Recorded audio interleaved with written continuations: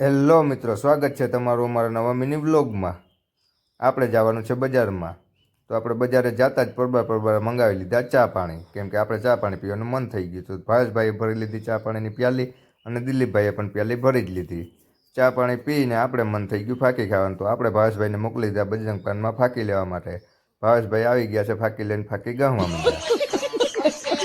પછી આપણે નીકળી ગયા જગદીશભાઈની દુકાને। આપણે દઈ દીધો વઘાણીના ડબ્બાનો ઓર્ડર, અને જગદીશભાઈએ આપી દીધો આપણે વઘાણીનો ડબ્બો।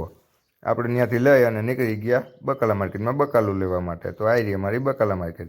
પછી આપણે જોઈ લીધા ત્યાં રીંગણા, તો આપણે રીંગણા ગમી ગયા અને આપણે લેવા માંડ્યા રીંગણા।